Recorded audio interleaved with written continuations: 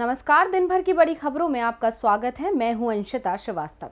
इस बुलेटिन में बात होगी जासूसी मामले में हो रहे खुलासों की, सरकार की रणनीति पर राहुल के तंज की, जानेंगे कि संसद भवन पर कब होगी किसानों की पंचायत, कब होगा योगी मंत्रिमंडल का विस्तार, बात करेंगे पंजाब में नवजोत सिंह सिद्धू की नई टीम की, कर्नाटक में नए सीएम की सुगबुगाहट की। लेकिन तमाम बड़ी खबरों से पहले एक नजर सुर्खियों पर।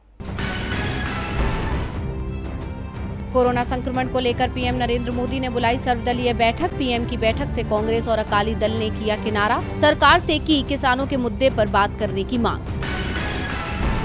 आईसीएमआर के महानिदेशक डॉक्टर बलराम भार्गव का बड़ा बयान, राष्ट्रीय सीरो सर्वे के चौथे चरण से हुआ खुलासा। जून जुलाई में हुए सर्वे में 67.7% लोगों में पाई गई एंटीबॉडी।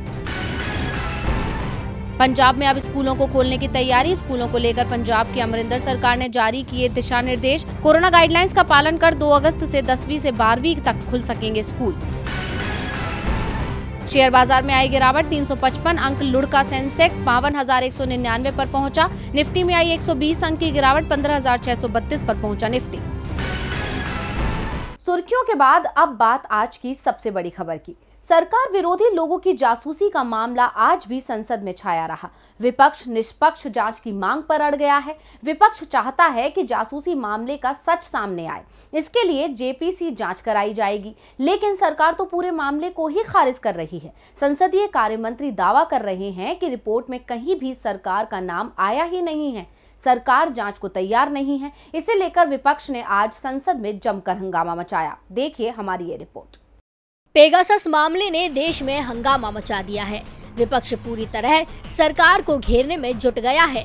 कांग्रेस के हाथ भी सरकार को घेरने का एक अच्छा मौका मिल गया है। कांग्रेस सरकार पर सड़क से लेकर सोशल मीडिया तक सरकार को घेरने में जुटी हुई है। कांग्रेस ने पेगासस मामले पर सरकार के खिलाफ ट्वीट्स की झड़ी लगा दी।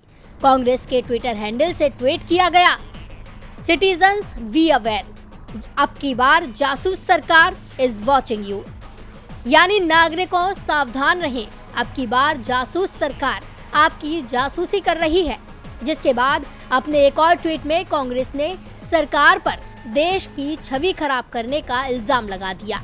कांग्रेस ने ट्वीट कर कहा है कि पेगासस स्पाईवेयर का इस्तेमाल राजनेताओं, पत्रकारों, शिक्षाविदों, नागरिक अधिकार कार्यकर्ताओं को निशाना बनाने के लिए किया गया। ऐसी डरपोक सरकार ने अंतर्राष्ट्रीय स्तर पर देश की छवि को आघात पहुंचाया।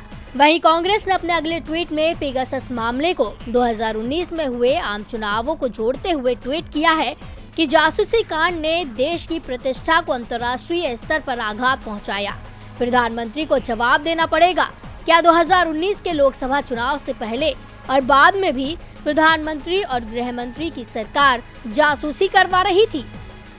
जब सरकार कह रही है कि उसका कोई हाथ नहीं है, तो फिर जांच से क्यों भाग रही है? निष्पक्ष जांच हो तो जनता को भी मैसेज मिले कि उनके फोन की जासूसी नहीं हो रही है। जनता पहले ही महंगाई से परेशान है, जरूरत की अधिकांश चीजें महंगी होती जा रही हैं और इसके पीछे सरकार का ही हाथ दिखाई दे रहा है। सोमवार को सरकार ने डीजल पेट्रोल से कमाई के आंकड़े लोकसभा में रखे थे, जिसे लेकर कांग्रेस सांसद राहुल गांधी ने सरकार को घेरा है। देश में पेट्रोल डीजल के दामों में लगातार बढ़ोतरी हो रही है। सरकार से लेकर सवाल पूछे जा रहे हैं, लेकिन सरकार अंतर्राष्ट्रीय कीमतों का हवाला देकर सवालों से बचने की कोशिश कर रही है। जबकि हकीकत में पेट्रोल डीजल की बढ़ती कीमतों के पीछे क्रूड के दामों में तेजी से ज्यादा सरकार के टैक्स जिम्मेदार हैं। इसे लेकर कांग्रेस सांसद राहुल गांधी ने केंद्र पर निशाना साधते हुए सरकार को पुरानी हिंदी फिल्म का साहूकार बताया है। राहुल ने ट्वीट करते हुए लिखा, एक तरफ जनता को लोन लेने को उकसा रहे हैं, दूसरी तरफ टैक्स वसूली से अंधाधुंध कमा रहे हैं। सरकार है यह पुरानी हिंदी फिल्म का लालची साहूकार। राहुल गांधी ने इस संबंध में एक मीडिया रिपोर्ट का स्क्रीनशॉट भी शेयर किया है। उन्होंने #टैक्स एक्सटॉर्शन का भी इस्तेमाल किया है। दरअसल लोकसभा में पेट्रोल एवं प्राकृतिक गैस राज्य मंत्री रामेश्वर तेली ने एक सवाल के जवाब में बताया कि बीते वित्त वर्ष में सरकार को पेट्रोल और डीजल पर टैक्स कलेक्शन में 88% का इजाफा हुआ है। सरकार को करीब 3035 लाख करोड़ रुपए की कमाई हुई है। डीजल पेट्रोल से सरकार की ये कमाई उस दौर में हुई जब कोरोना के चलते अधिकांश समय सब कुछ बंद हो गया था। अंतर्राष्ट्रीय बाजार में क्रूड ऑयल के दाम एक दशक के नीचे स्तर पर पहुंच गए थे, लेकिन सरकार ने इसमें भी कमाई कर ली। सरकार डीजल पेट्रोल पर टैक्स लगाकर कमाई कर रही है और देशवासियों को डीजल पेट्रोल महंगे दामों पर खरीदना पड़ रहा है। साफ है, सरकार को सिर्फ कमाई की चिंता है। उसे ना आम जनता की चिंता है और ना ही देश के किसानों की चिंता है। किसानों के आंदोलन को 8 महीने पूरे होने वाले हैं, लेकिन सरकार उनकी मांग सुनने को तैयार नहीं है। अब किसानों ने संसद भवन की ओर कूच करने का ऐलान कर दिया है। तो क्या है किसानों की रणनीति, देखिए रिपोर्ट। दिल्ली पुलिस और कृषि कानून के खिलाफ आंदोलन कर रहे किसान संगठनों के बीच कोई समझौता नहीं हो पा रहा है। दिल्ली पुलिस किसानों के धरने के लिए दूसरी जगह देने को तैयार है, लेकिन किसानों ने साफ कर दिया है कि धरना तो संसद के सामने ही दिया जाएगा। किसान नेता गुरनाम सिंह ने कहा कि मीटिंग में दिल्ली पुलिस ने अपनी बात रखी तो हमने अपनी, लेकिन ये तय है कि 200 किसान 22 जुलाई को संसद भवन की ओर कूच करेंगे। अनुमति जैसी कोई बात नहीं है, बातचीत चल रही है। वैसे भी सरकार कभी भी इस तरह की अनुमति लिखित में नहीं देती और इस बार भी नहीं देगी। सुबह 10 बजे से 5 बजे तक संसद भवन के पास ही किसान पंचायत होगी। किसान पंचायत के दौरान हर व्यक्ति को कार्ड दिया जाएगा और उसके साथ उसका आधार कार्ड रहेगा। भारतीय किसान यूनियन के मीडिया प्रभारी धर्मेंद्र मलिक ने बताया था कि यूनियन ने 22 जुलाई को आयोजित किसान पंचायत में जाने वाले किसान संगठनों का रोस्टर तैयार कर लिया है। 40 संगठनों के 5-5 किसान पंचायत में शामिल होने के लिए जाएंगे। इसके लिए किसान संगठनों को सूचित कर दिया गया है। कृषि कानून कैसे वापस हो, किसानों की सबसे बड़ी लड़ाई इसी पर है। सरकार पर दबाव बनाने के लिए वो लगातार अपनी रणनीति बदल भी रहे हैं, जबकि केंद्र की बीजेपी सरकार को चिंता चुनावों की है। केंद्र के साथ ही यूपी में भी बीजेपी की ही सरकार है और यूपी में विधानसभा चुनाव भी करीब ही हैं। ऐसे में योगी सरकार अब जातिगत समीकरणों पर ध्यान दे रही है। जातियों को अपने पाले में करने के लिए सीएम योगी मंत्रिमंडल विस्तार करने जा रहे हैं। तो कब तक हो सकता है योगी मंत्रिमंडल विस्तार और किसे मिलेगी जगह, देखिए ये रिपोर्ट। साल 2017 के उत्तर प्रदेश के विधानसभा चुनाव में भले ही बीजेपी ने प्रचंड जीत हासिल कर ली हो, लेकिन अब की बार ये चुनाव उसके लिए किसी अग्नि परीक्षा से कम नहीं है। एक तरफ जनता नाराज है, किसानों में आक्रोश है, तो दूसरी तरफ अपनी ही सरकार में दरार है। इन्हीं सब कारणों की वजह से बीजेपी को अब की बार हार का डर सता रहा है। इसीलिए योगी मंत्रिमंडल में विस्तार कर दरार को भरने की कोशिश की जा रही है, जिसकी झलक आने वाले हफ्ते में देखी जा सकती है। माना जा रहा है कि इसी महीने के अंत तक योगी मंत्रिमंडल का विस्तार हो सकता है। इस दौरान कुछ मंत्रियों के विभाग बदले जा सकते हैं। कोशिश है कि चुनावों से पहले सरकार की छवि को बदला जा सके। इसके अलावा कई मंत्रियों की मंत्रिमंडल से छुट्टी की जा सकती है। माना जा रहा है कि पार्टी विस्तार के जरिए 4 मंत्रियों को हटा भी सकती है। ये वो मंत्री हैं जो उम्रदराज हो चुके हैं और उनके कामकाज भी ठीक नहीं है। इतना ही नहीं, कैबिनेट विस्तार के दौरान क्षेत्रीय और जातीय संतुलन को साधने की कोशिश की जाएगी। इसमें ओबीसी, ब्राह्मण के साथ ही अन्य जातियों का खासा ख्याल रखा जाएगा। ऐसे में इस बार नए चेहरों को जगह दी जा सकती है। फिलहाल योगी मंत्रिमंडल में 23 कैबिनेट मंत्री, 9 स्वतंत्र प्रभार मंत्री और 22 राज्य मंत्री हैं, यानी मंत्रियों की संख्या कुल 54 है। नियमों के मुताबिक अभी 6 मंत्री पद खाली हैं, जिन पर दिग्गजों को बैठाकर पार्टी चुनाव में निशाना लगाएगी।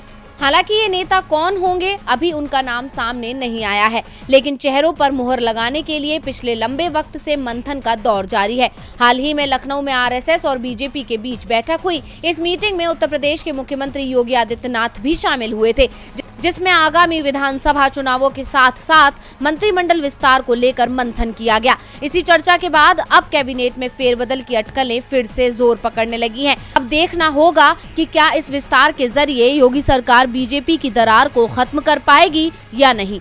योगी अपनी टीम में बदलाव के साथ चुनावों में जाने की कोशिश में है, तो पंजाब कांग्रेस के नए प्रदेश अध्यक्ष नवजोत सिंह सिद्धू को तो अपनी पूरी टीम ही चुननी है।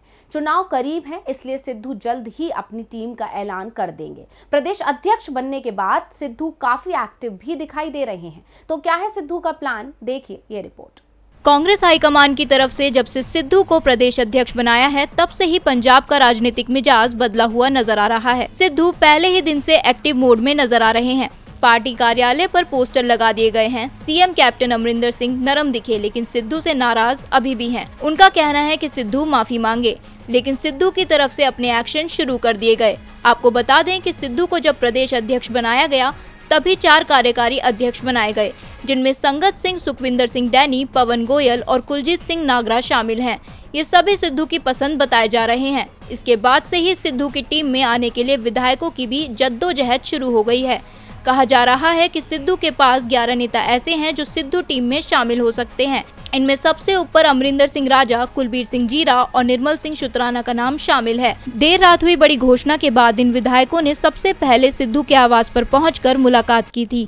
इतना ही नहीं, सिद्धू की चंडीगढ़ यात्रा के दौरान राजा और जीरा पूरा समय उनकी कार में रहे। बीच में जलालपुर विधायक मदन लाल भी इनके साथ आए। इस हलचल से यह अंदाजा लगाया जा सकता है कि सिद्धू की टीम अब तैयार हो रही है। आज भी दुर्गाना मंदिर और स्वर्ण मंदिर जाने के साथ सिद्धू का विधायकों से मुलाकात का दौर जारी रहेगा।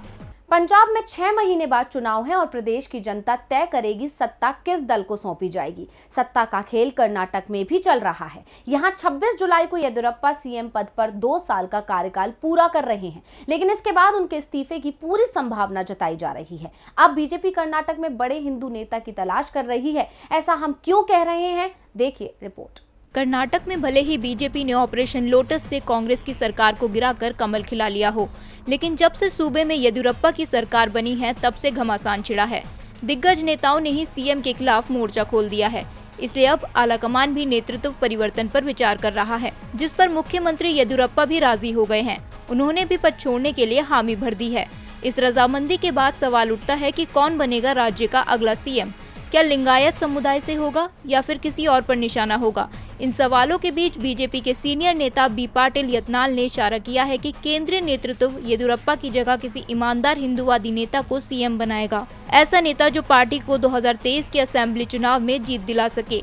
अब जब बीजेपी के नेता ने अपने बयान में साफ तौर पर कह दिया है कि जातीय समीकरणों को ध्यान में रखकर सीएम का चयन होगा, तो ऐसे में कई नाम मुख्यमंत्री की रेस में आगे आ रहे हैं, जिनमें सबसे प्रमुख नाम प्रहलाद जोशी का है। प्रहलाद जोशी मोदी सरकार में कैबिनेट मंत्री हैं। वो उत्तर कर्नाटक से सांसद हैं। प्रहलाद जोशी के बाद दूसरा बड़ा नाम बीएल संतोष हैं। बीएल संतोष लंबे समय तक संगठन मंत्री रहे हैं और फिलहाल बीजेपी के राष्ट्रीय संगठन मंत्री हैं। सीटी रवि कारोबारी राजनेता, मुरुगेश निराणी और बसवराज यत्नाल भी मुख्यमंत्री के दावेदार हैं। इनके अलावा Basavaraj Bommai, deputy CM Laxman Savadi, revenue minister R Ashok, deputy CM Govind Karjol भी दावेदार हैं। पहले सांसद अनंत कुमार हेगड़े भी दावेदार थे, लेकिन विवादास्पद बयान देने की वजह से वो रेस से लगभग बाहर हैं। हालांकि अभी तक पूरी तरह से तय नहीं हो पाया है कि कौन अंदर है और बाहर। खैर, ये तो आने वाला वक्त ही बताएगा कि आला कमान किस पर मोहर लगाएगा। और बुलेटिन के आखिर में बात चुनाव लड़ने वाले उम्मीदवारों पर सुप्रीम कोर्ट की सख्त टिप्पणी की।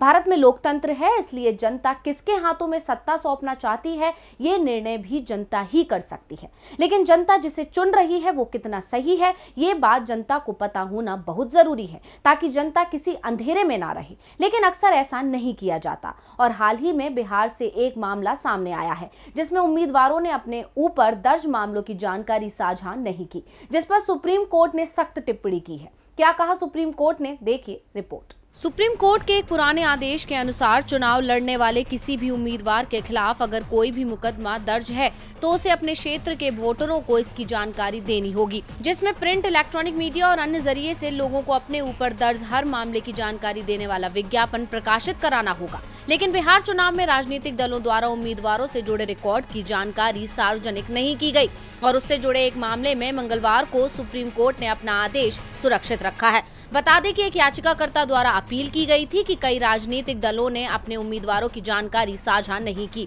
ऐसे में उन पर एक्शन लिया जाना चाहिए। सुप्रीम कोर्ट में सुनवाई के दौरान चुनाव आयोग की ओर से हरीश साल्वे ने कहा कि देश की राजनीति में व्यापक बदलाव लाने के लिए बड़े स्तर पर चर्चा की जरूरत है। सभी राजनीतिक दलों की कोशिश सिर्फ चुनाव जीतने पर रहती है। पहले राजनीतिक दलों को संपत्ति घोषित करने में दिक्कत होती थी।